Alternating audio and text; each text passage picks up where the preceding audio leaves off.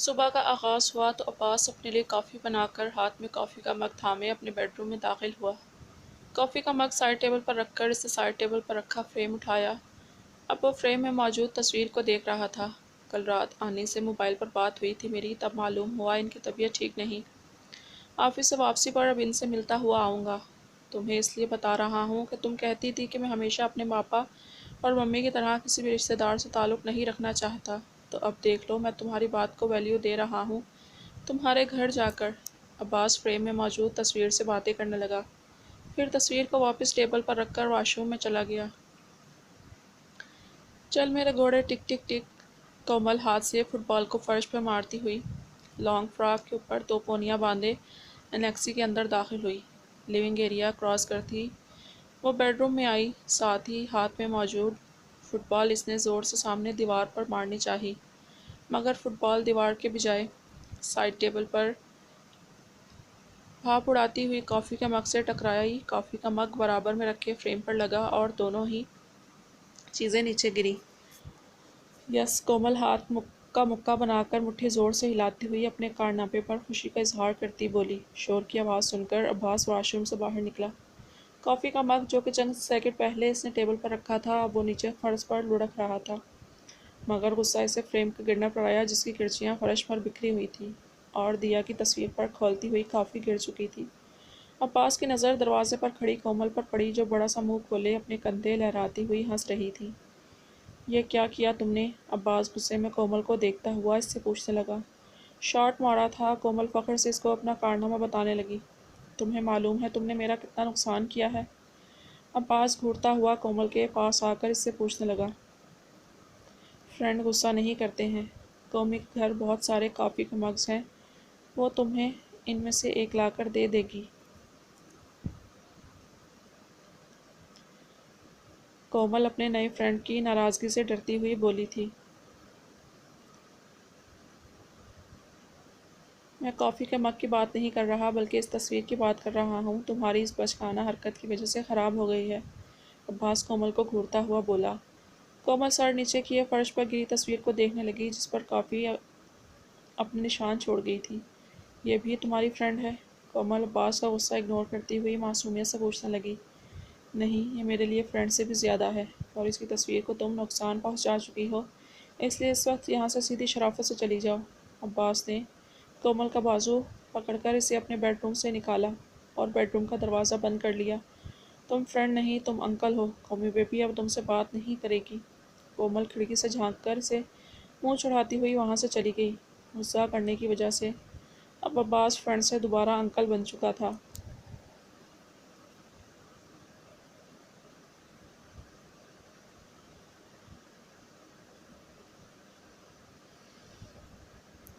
آج ایک بہت بڑا پروجیکٹ شاہ نواز کی کمپنی کو ملا تھا جس کی خوشی میں اس نے شہر کے مشہور ہوٹل میں پارٹی رکھی تھی۔ سارے بڑے بڑے بزنس مین اور دوسری کمپنی کے مالک اس پارٹی میں مدعو تھے۔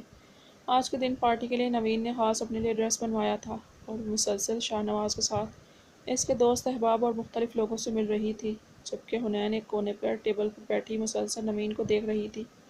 نوین نے اسے اپنے ساتھ چلنے سے منع بھی کیا تھا کیونکہ ایک بزنس پارٹی تھی۔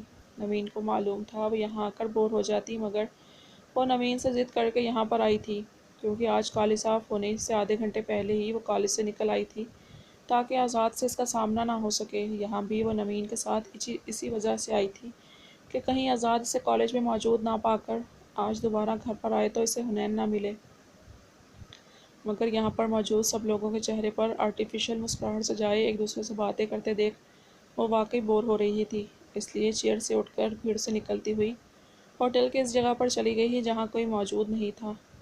یہ ہوٹل کی بیک سائڈ تھی، ہر تھوڑی دیر بعد کوئی ایک آدھ ویٹر ہی وہاں سے گزر رہا تھا۔ قریب ہی بڑے سے سوئمنگ پول کے پاس حنین بیٹھ گئی تھی۔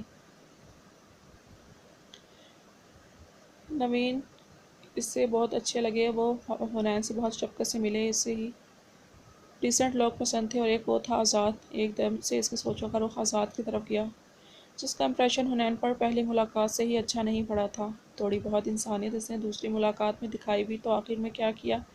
لڑکیوں سے کیسے عزت سے بات کی جاتی ہے، شاید یہ بات اس کو چھو کر بھی نہیں گزری تھی، یا پھر وہ تھا ہی بے باک اور بدتمیز قسم کا جو بھی تھا، حنین کو اس کا یوں بیڈ روم میں آنا ذرا پسند نہیں آیا تھا۔ وہ یہ ساری باتیں نوین کو کیسے بتا سکتی تھی؟ نوین چاہے اس کے کتنے ہی نخرے کیوں نہ اٹھا لے، کتنی ہی ضد پوری کر لے، مگر کسی کسی معاملے میں وہ حنین کے ساتھ سخت ہو جاتی تھی۔ حنین سوئمنگ پول پر دائرے کی شکل میں بنے ٹائلز پر بیٹھی اپنی سوچوں میں مگن تھی۔ تم یہاں کیا کر رہے ہو؟ شاہ نواز کی نظر اپنی طرف آتے ہوئے آزاد پر پڑی، جو بلیک ڈنر سوٹ میں ملبوس چلتا ہوا اسی کے پاس آ رہا تھا۔ اس کے قریب آتے ہی شاہ نواز نے اس سے پوچھا، آپ کے جاسوسی ڈیڈ؟ جتنی سنجیدگی سے شاہ نواز نے سوال کیا تھا، اتنی ہی سنجیدگی سے آزاد نے جواب دیا تھا۔ آزاد کی بات سن کر شاہ نواز کے چہرے کے زاویے بگڑے تو آزاد شاہ نواز کے تاثرات دیکھ کر مسکرانے لگا۔ ریلیکس جوک تھا، میں نے سوچا کل سے آفس سے جوائن کرنا ہی ہے، کیوں نہ آج اس پارٹی میں بھی شرکت کر لی جائے تاکہ آپ اپنے بیٹے کا تعارف دوسرے لوگوں سے بھی کروا دیں۔ آزاد اب نارمل انداز میں شاہ نواز سے بولا تو شاہ نواز اسے اپنے ساتھ لے کر پارٹی میں موجود دیگر افراد سے ملوانے لگا۔ خورشید صاحب کو تم جانتے ہو، باقی سارے آفس کے ورکرز کا تم سے کل ہی تعارف ہو جائے گا جب تم آفس جوائن کرو گے۔ ہاں، تمہیں نوین سے ملواتا ہوں۔ سب سے تعارف کروانے کے بعد اب شاہ نواز نے ویٹر سے آفس کے کلیگز کے ساتھ بیٹھی ہوئی نوین کو بلانے کے لیے کہا۔ پھر شاہ نواز کا کوئی دوست آ گیا تو شاہ نواز آزاد کو اس سے ملوانے لگا۔ سر، آپ نے بلوایا؟ نوین کی آواز پر شاہ نواز کے ساتھ ساتھ آزاد نے بھی پلٹ کر نوین کو دیکھا تھا۔ ہاں نوین، میں نے تمہیں آزاد سے ملوانے کے لیے بلوایا ہے۔ یہ ہے میرا بیٹا آزاد، اور یہ ہے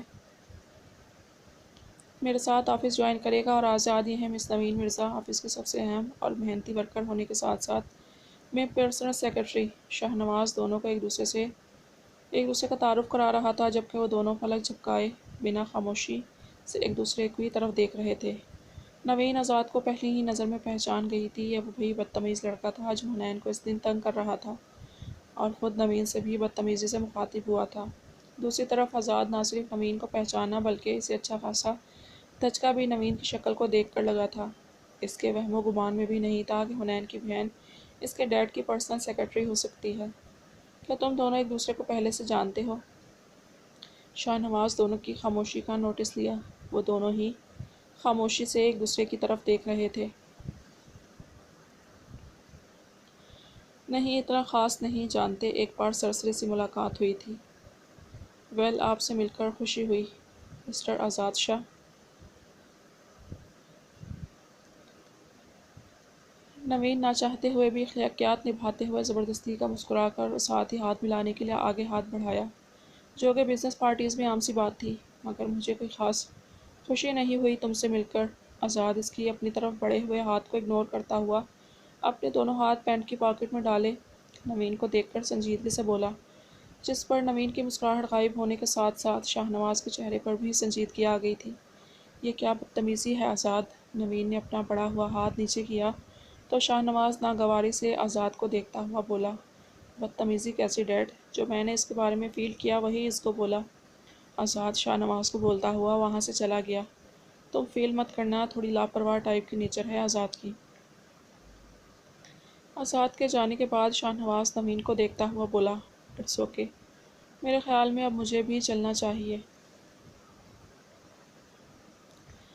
نوین شاہ نواز کی طرف دیکھ کر مسکراتی ہوئی بولی، مگر اس سے پہلے کے مقابلے میں آج آزاد پر اور بھی زیادہ غصہ آیا تھا۔ اتنی جلدی کیوں؟ شاہ نواز نوین کو دیکھتا ہوا پوچھنے لگا۔ ہنی بور ہو رہی ہوگی شاہ نواز؟ نوین اب بات شاہ نواز سے کر رہی تھی، مگر اس کی آنکھیں چاروں طرف حنین کو ڈھونڈ رہی تھیں۔ اوکے، چلی جانا، 5 منٹ کے لیے میرے ساتھ آ کر مسٹر رحمان سے مل لو، وہ پوچھ رہے تھے تمہارا۔ شاہ نواز نوین کو دیکھتا ہوا بولا تو نوین کو اس کے ساتھ چلنا پڑا، مگر اس کا دماغ آزاد کو یہاں دیکھ کر اب حنین میں اٹک گیا تھا۔ اگر ہنی کی بہن ڈیڈ کی پرسنل سیکرٹری ہے تو ڈیڈ اور ہنی کی بہن کے اسکینڈل کی خبریں آج کل موو کر رہی ہیں، مطلب ڈیڈ کا افیئر ہنی کی بہن کے ساتھ۔ کچھ تھا جو آزاد کو بہت ہی زیادہ برا لگا تھا۔ وہ 2 بیگ چڑھا کر وہاں سے نکل کر پول والی سائڈ پر آ گیا تھا جہاں پہلے سے حنین موجود تھی۔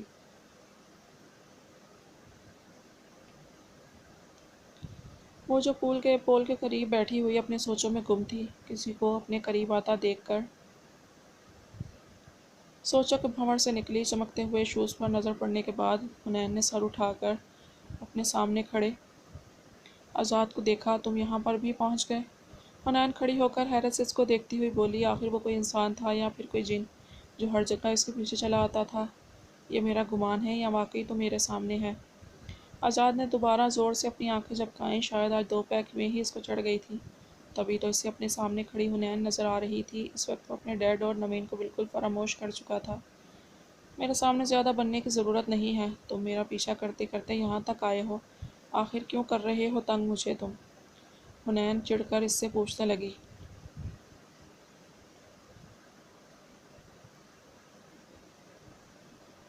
اب میں اپنا پرابلم سمجھ گیا ہوں۔ میں نے تمہارا پیچھا نہیں کیا، بلکہ تمہیں بہت زیادہ مس کر رہا تھا، کیونکہ نہ ہی تم کالج آئی اور نہ ہی اپنے گھر پر موجود تھی۔ لیکن دیکھ لو، میرے سچے دل سے یاد کرنے پر تم آج بھی میرے سامنے موجود ہو۔ آزاد حنین کو دیکھتا ہوا بولا اور ساتھ ہی اس کا ہاتھ تھاما تاکہ اسے چھو کر محسوس کر سکے کہ وہ واقعی اس کے سامنے کھڑی ہے۔ مطلب تم آج دوبارہ میرے فلیٹ میں آئے تھے اور کالج بھی، اس طرح میرے پیچھے اپنا ٹائم ویسٹ کر کے تمہیں کچھ حاصل نہیں ہوگا؟ حنین اس کے ہاتھ میں اپنا ہاتھ کا نوٹس کیے بغیر آزاد کو دیکھتی ہوئی بولی، جس پر آزاد اس کو دیکھ کر مسکرایا۔ آزاد ٹائم ویسٹ کرنے والوں میں سے نہیں ہے ڈارلنگ، اسے جو شے پسند آ جائے وہ اس پر اپنی مہر لگا کر اسے حاصل کر لیتا ہے۔ آزاد حنین کا تھاما ہوا ہاتھ اپنے ہونٹوں کی طرف لے جاتا ہوا بولا، تو حنین نے ایک جھٹکے سے اپنا ہاتھ کھینچا۔ آزاد کو حنین کی حرکت کچھ خاص پسند نہیں آئی۔ جبھی اس نے قریب آ کر حنین کی کمر کے گرد اپنے دونوں بازو حائل کیے اور خود سے حنین کو نزدیک کیا۔ آج تمہارا چہرہ دیکھ کر تو میں بھول ہی گیا کہ تم کس کی بہن ہو، مگر میں چاہتا ہوں تم یہاں سے جا کر اپنی بہن کو بتاؤ کہ آزاد کیا چیز ہے۔ آزاد بولتا ہوا حنین کے چہرے پر جھکنے لگا۔ آزاد چھوڑو مجھے، یہ تم کیا کر رہے ہو؟ حنین اس کی گرفت میں مچلتی ہوئی اپنے دونوں ہاتھوں سے آزاد کو پیچھے ہٹانے لگی۔ اس کے منہ سے آتی ہوئی بدبو سے حنین کا دل متلانے لگا۔ بہت حفاظت کرنی پڑے گی اب تمہاری بہن کو تمہاری۔ آزاد اپنے ہونٹ حنین کے ہونٹوں کے نزدیک لایا۔ آزاد پلیز۔ وہ اپنا چہرے کا رخ دوسری سائڈ کر کے احتجاجاً چیخی۔ آزاد نے اپنا ایک ہاتھ اس کی کمر سے ہٹا کر اس کا چہرہ تھاما تھا۔ حنین نے پوری طاقت لگا کر اسے دھکا دیا۔ ایک لمحہ لگا تھا اسے آزاد کے حصار سے نکلے ہوئے، مگر دوسرے ہی لمحے حنین کا چکنے ٹائل سے پاؤں سلپ ہوا اور وہ پول کے اندر کو جا گری۔